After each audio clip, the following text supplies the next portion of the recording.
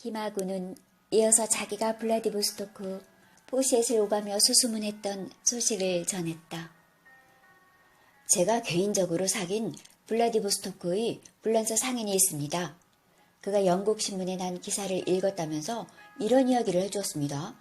바로 며칠 전에 일본이 영국으로부터 구입한 운요라는 군함을 부산 앞바다에 파견하여 군함 시위를 벌이므로 조선 백성이 모두 놀라고 조선 관원이 항해하는 사건이 있었다고 합니다.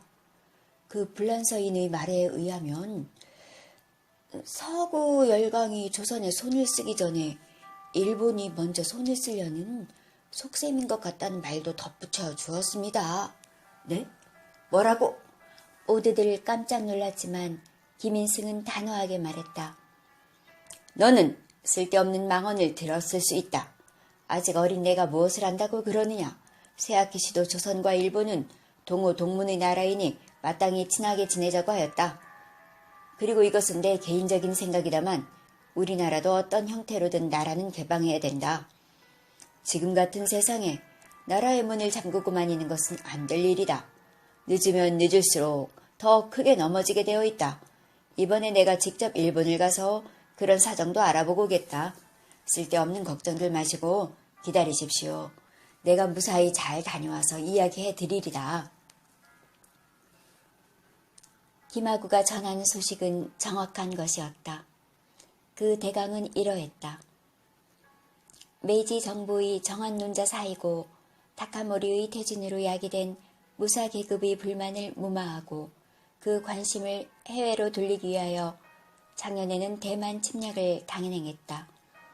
한편 이 시기에 조선에서는 강경한 쇄국 정책을 고수하던 대원군이 실각하고 재작년부터 고종의 친정과 민씨 친족 정권의 접정이 시작되는 등 중대한 정치적 변화가 일어났다. 대외 강경론자가 퇴진하고 약체의 민씨 척족 정권이 탄생하였다는 것은 일본으로서는 좋은 기회가 왔다는 신호였다. 작년에 청나라부터 일본이 대만을 침략한 것과 같이 조선을 침략할 것이라는 경고가 담긴 자문을 받고 고종은 이 의원 박 교수 등의 건의를 받아들여 대원군과 함께 쇄국정책의 제1선에 있던 동래부사 정현덕, 훈도 안동준, 경상관찰사 김세호 등을 처벌하고 양국 간의 관계 개선을 위해 우호적인 태도를 일본에 전달하였다.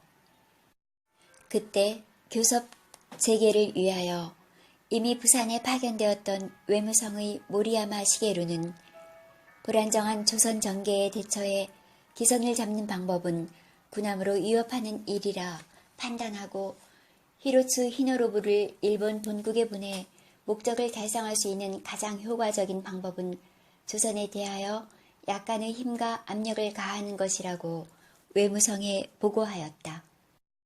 일본인에는 개인이나 국가나 가식한 곤조라는 것이 있었다.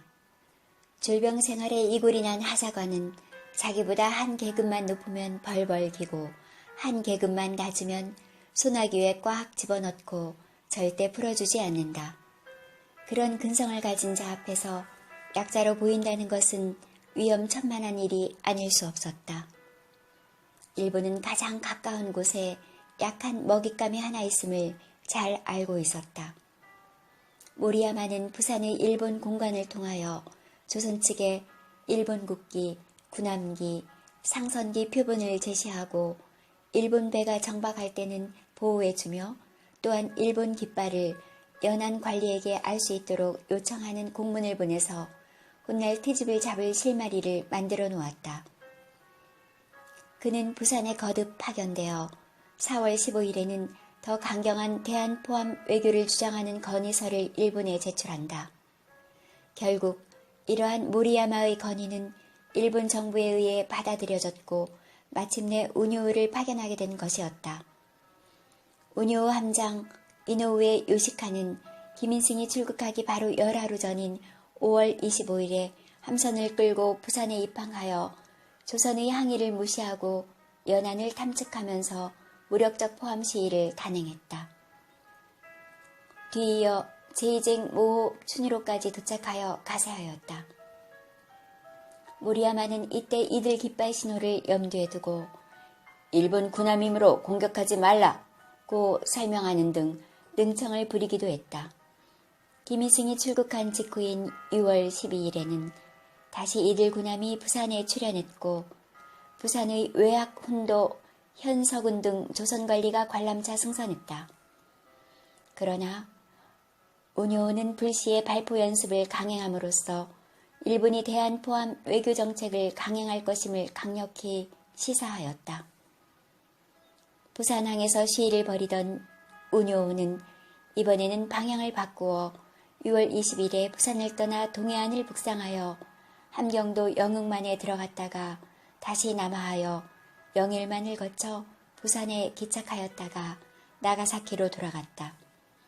이와 같은 일본의 무력 시위는 약 3개월 뒤 운요의 강화도 사건으로 그 본색을 드러냈다. 다음 날 오후 블라디보스토크 부두에는 한 무더기의 흰옷 입은 사람들이 석별히 정을 나누고 있었다. 내일 오전에 출발하니까 저녁부터 승선하라는 전갈이 있었기 때문이다. 김인승과 다케오지가 앞장서 걷고 있었다. 김인승은 경원댁이 지어준 한복에 두루마기를 입고 가죽신을 신고 높은 갓을 쓴 조선의 지체 높은 양반 차림이었다. 다케오지는 승선하러 가던 길을 다시 돌아서서 차상원에게 깍듯이 인사를 했다. 아버님, 다녀오겠습니다. 어이, 건강히 잘 다녀오게. 김인승과 다케오지는 소선을 타고 상선 쿠리헤로에 탑승했다.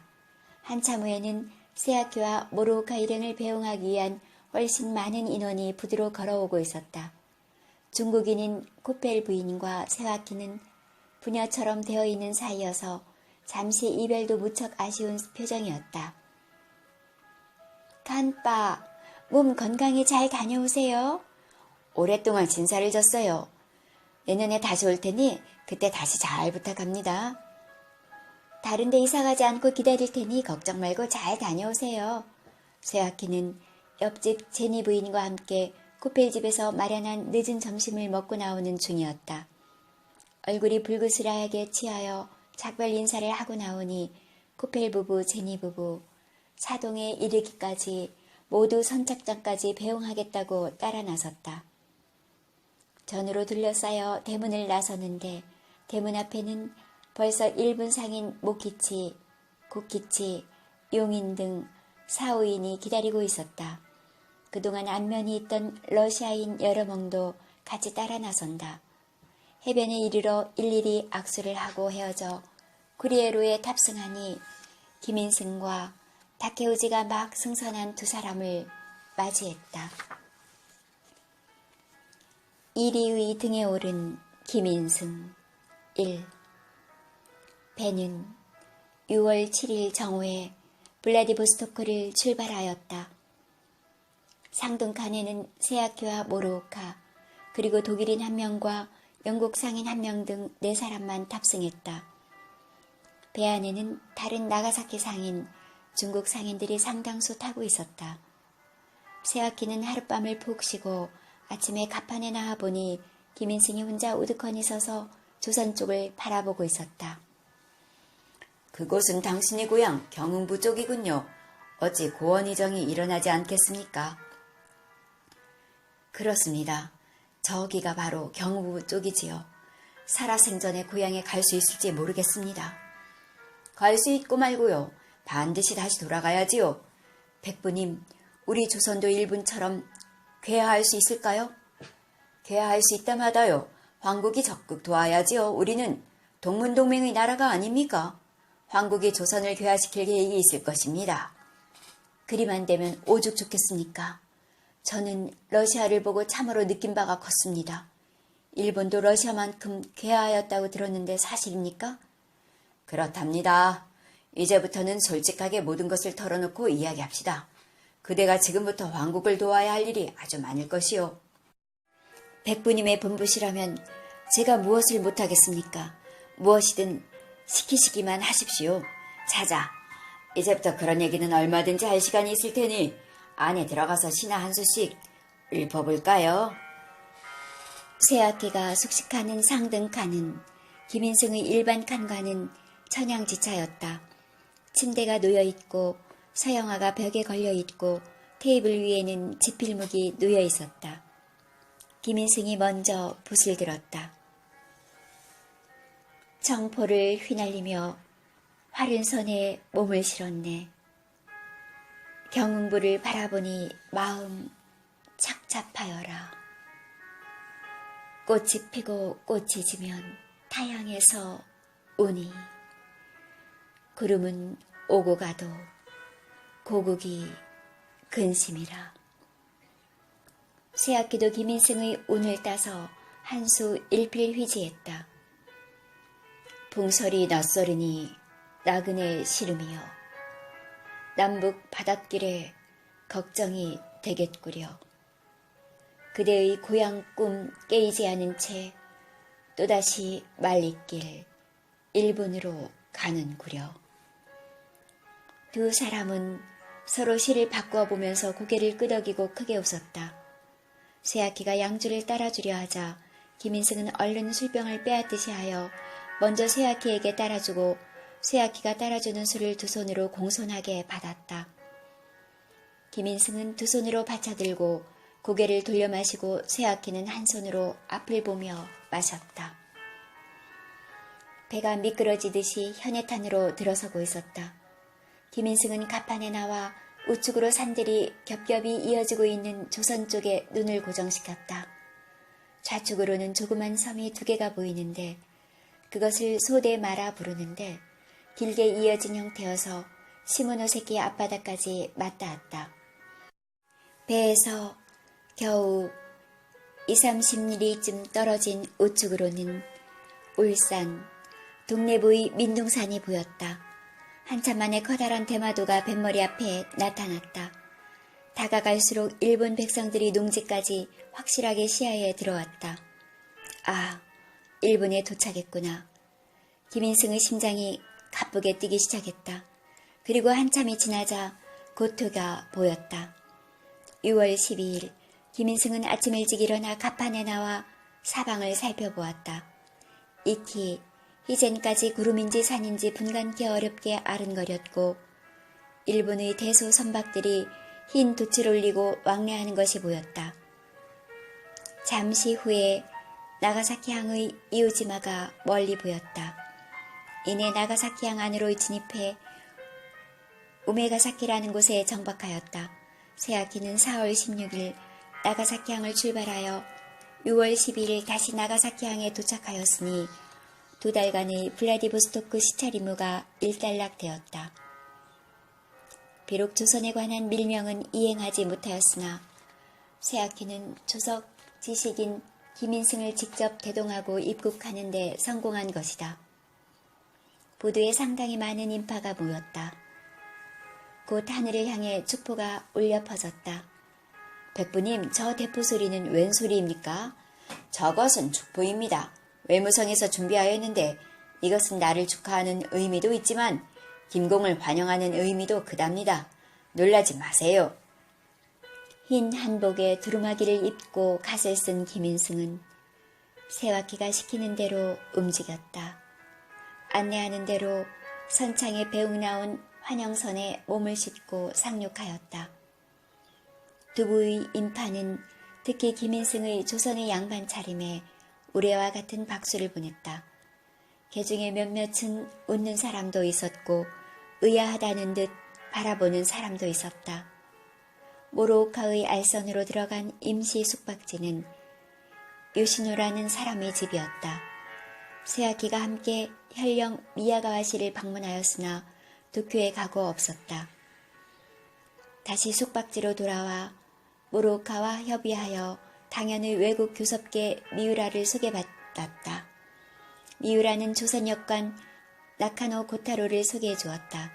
이제부터는 자신과 조선어 역관이 김인승의 사무에 관한 모든 일을 맡을 것이라고 말했다.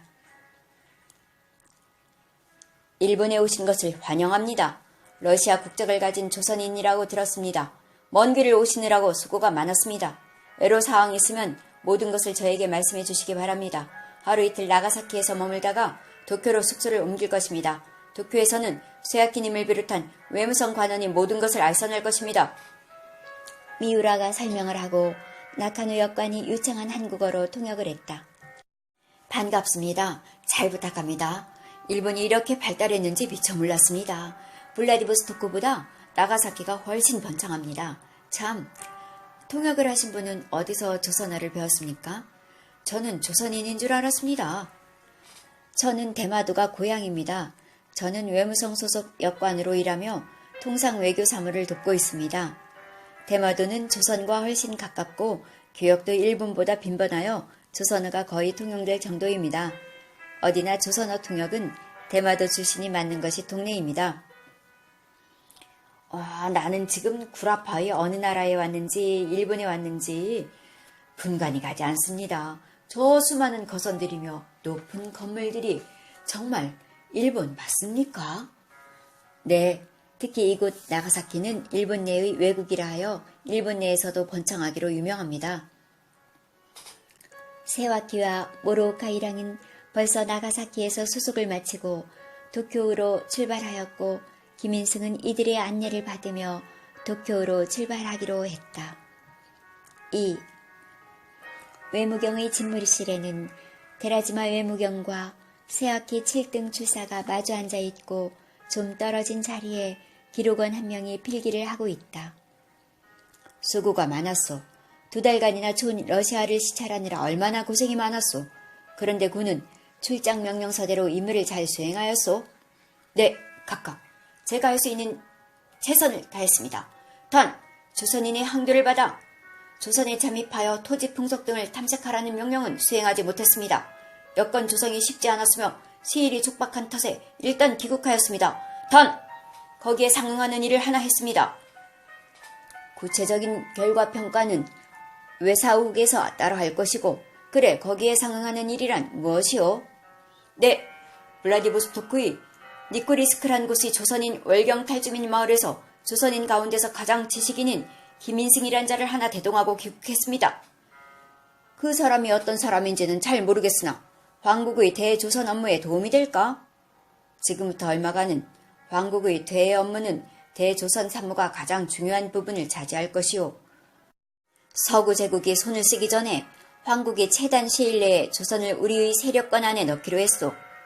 알지 모르지만 지난달에 벌써 우리 운요가 부산에 출동하여 사단의 실마리를 만들었소. 아메리카의 페리 제독이 독구가 막부를 개방시키던 것과 똑같은 수순을 밟기로 제국의 방침이 정해졌어요. 그대로 성공을 한다면 조선으로서는 행운이며 황국에 더없이 감사해야 할 것이오. 지금부터 아주 빠른 속도로 진척될 것이오. 그렇습니까? 김인승이란 자를 만나보시면 각하께서도 만족하실 것입니다. 각하의 정책 실행에 큰 도움이 될 인물입니다. 환하게 줄충하고 감각이 빠르고 조선 내부 사정에 밝은 당지에서도 얻기 어려운 인물입니다. 그리고 하나의 큰 장점은 그가 조선의 월경 탈주민이지만 러시아 국적을 소유하고 있기 때문에 그의 신분에 대해서 조선 정부에서 알 수 없는 인물입니다. 비밀 유지에 최적의 인물입니다. 인물만 적합하다면 외무성 외국인 고문으로 채용할 수도 있지. 지금 외무성의 외국인 고문이 520명이나 되지만 조선인 고문은 단 한 명도 없는데 잘 됐군. 외사후 국장을 시켜서 심사 결과를 올리도록 조치하겠소. 대조선 업무에 차질을 빚은 책임을 추궁하지 않을까. 외무경의 집무실을 나온 세와키는 조금 불안했다. 그러나 방금 외무경이 김인승을 외국인 고문으로 채용할 수 있다는 가능성을 비친 이상 자신의 의도대로 흘러갈 가능성이 높았다. 이제 세와키는 최선을 다해 외국인 고문으로 김인승을 추천하기만 하면 되었다. 김인승은 도쿄의 겐포조 17번지 오사카옥이라는 한적한 여관에 여장을 풀었다. 20평이나 되는 넓은 방에 2명이 장기간 기거하기로 이야기되어 있었다. 한 사람은 가가와현의 독서인 하야시 도케이젠이란 사람인데 그의 이름은 하야시 신조로 더 알려져 있었다.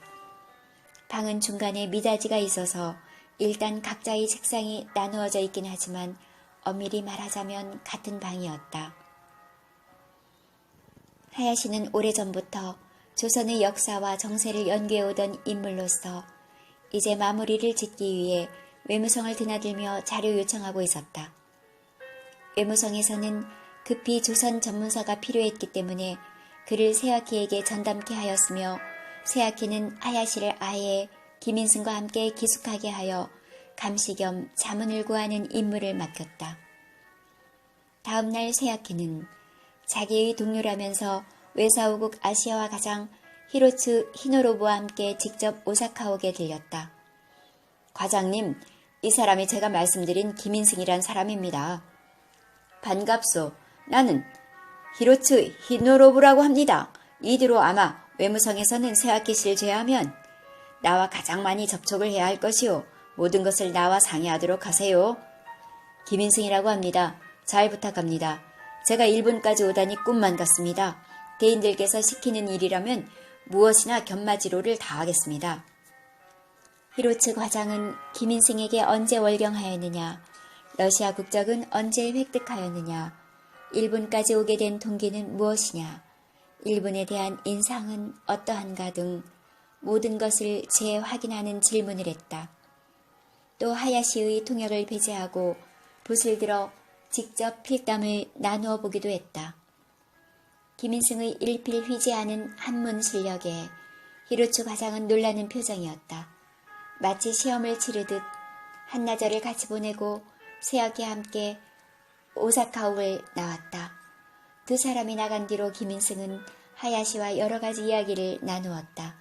하야시는 히토주바시에 처자가 기거하는 집이 있었지만 2, 3일 만에 한 번씩 들르고 거의 김인승과 기침을 함께 했다. 하야시는 도량이 넓고 세계 정세에 밝아서 김인승으로서는 선각자를 만난 기분이었다. 하야시의 생김새는 키가 작고 예리한 인상에 눈썹은 양끝이 위로 젖혀져 있고 깊은 속내를 숨기고 있는 듯 하였다. 다소 서툴지만 정확하게 표현하는 조선어를 듣고 어디서 배우느냐고 묻자 독학으로 일본에 있는 조선인을 수시로 접촉하여 익힌 것이라고 했다. 어떤 제일 조선인이냐고 캐묻자 표류민이라고 대답했다. 외국 문물에 밝고 정한 논의 찬성자인 하야시는 반관 반민 자격으로 표류민의 사건 처리와 그들의 감시와 보호, 정보 수집 등의 업무를 수행할 수 있는 적임자였다. 조선은 하루빨리 개방되어야 합니다. 늦으면 늦을수록 실기하게 됩니다. 지금 세계 정세는 하루가 멀다 하고 급변하고 있습니다. 황국도 불과 10년 전까지만 해도 어리석은 생각을 한 사람이 매우 많았습니다. 지금 10년의 기간은 이전과는 비교도 안 될 정도로 큰 변화를 하고 있습니다. 황국도 막부가 끝나고 메이지 유신이 된 것은 불과 8년 전입니다. 그러나 지금의 8년의 시간은 이전의 80년보다 더 큰 변화를 하고 있습니다. 일본이 이런 발전을 가져온 것은 어떤 수모를 당하면서도 반드시 개화하고야 말겠다는 마음가짐이 있었기 때문입니다. 황국이 서구 제국에서 받은 모욕은 말로 다 할 수 없습니다. 그러나 일본인은 나에게 이익이 된다면 어떤 수모도 달갑게 받아들입니다. 일본인은 연장자나 부모도 존경하지 않습니다. 오직 에라니 히토에게만 존경을 표시하고 에라이 히토라면 무조건 무릎을 꿇고 가르침을 청합니다. 그런 정신이 있었기에 황국은 벌써 중국을 능가하리만큼 되었고 러시아와 자웅을 겨룰 만큼의 실력을 갖추었습니다. 부국강병의 나라는 몇백 년, 몇천 년의 역사가 있다고 해서 이루어지는 것이 아닙니다. 방향만 정확히 잡으면 아주 단시일 안에 이루어지는 것이고 방향이 틀리면 몇백 년, 몇천 년이 흘러도 소용이 없는 법입니다. 부럽습니다. 우리 조선도 일본처럼 문명대국을 이룰 수 있을까요? 이룰 수 있습니다. 단 조선의 서양 열강이 들어가지 못하게 해야 합니다. 지금은 누가 먼저 들어가면 바로 들어가는 그 나라가 조선을 차지하게 되어 있습니다.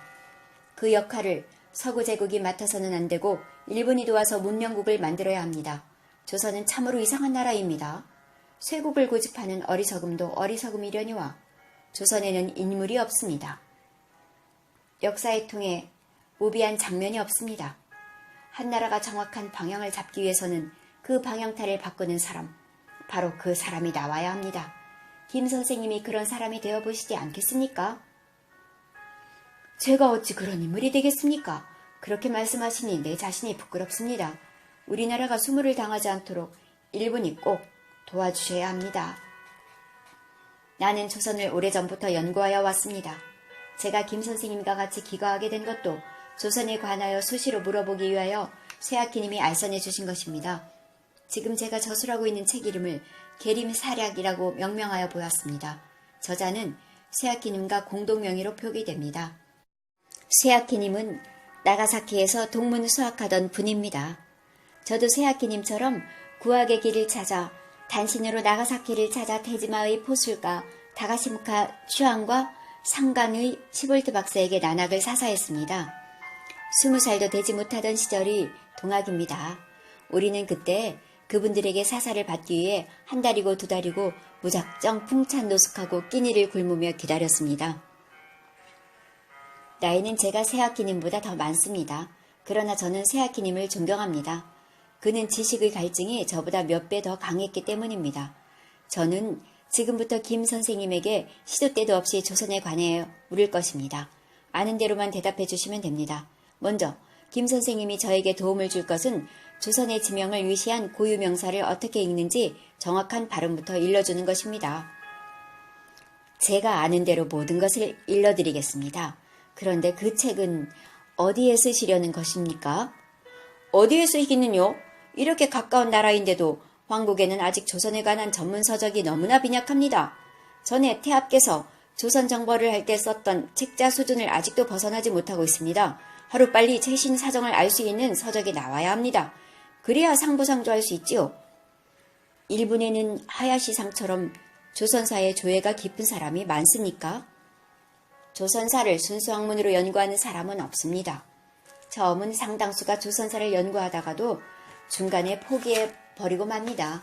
그 이유는 무엇보다도 조선사는 재미가 없습니다. 고대에서부터 현대에 이르기까지 통쾌한 장면이 한 장면도 나오지 않습니다. 다른 나라 역사는 그래도 체증을 내려주는 명쾌한 장면이 많이 등장합니다. 그러나 조선사는 가부키로 말한다면 아무런 반전이나 클라이맥스가 없이 밋밋하게 재미없는 이야기가 계속되는 형국입니다. 그래서 조선사를 하던 사람은 중간에 중국사나 다른 나라 역사로 전공을 바꿔버리지요. 조선사를 연구하는 사람은 순수 학문이 아니고 다른 특수 목적이 있는 사람만 하고 있다고 보아야지요. 이는 하야시 자신도 순수 학문적 목적이 아니고 다른 특수 목적이 있어서 연구한다는 의미였다. 그러나 김인승은 하야시의 그 중요한 한마디를 놓치고 있었다. 김인승과 하야시가 동숙하는 오사카옥에는 쇠아키가 수시로 들러 담소도 나누고 같이 식사도 하곤 했다. 오사카옥으로 숙소를 정한 2주일쯤 후에 쇠아키는 만면의 미소를 머금고 현관문을 들어섰다. 김공, 축하하오. 드디어 당신은 황국의 영광스러운 외국인 고문이 되었어요. 내일 오전 10시 정각에 외무성에서 외무경 각하께서 직접 외국인 고문증 전달식을 거행하기로 했어요. 백부님, 백골 난망입니다. 제가 감히 일본의 외무성 외국인 고문이 되다니 꿈같은 일이 현실로 이루어졌군요. 저는 이제부터 일본을 위한 일이라면 무엇이나 할 것입니다. 쇠아키님의 적극적인 추천이 없었다면 있을 수도 없는 일입니다. 김 선생님은 평생 쇠아키님에게 감사해야 할 것입니다. 이르다 뿐입니까? 백부님은 나의 생불이십니다. 이 은혜는 평생을 두고 잊지 않을 것입니다. 옆에서 하야시가 말을 거들었고 김인승은 두 사람을 향해 몇 번이고 절을 하였다.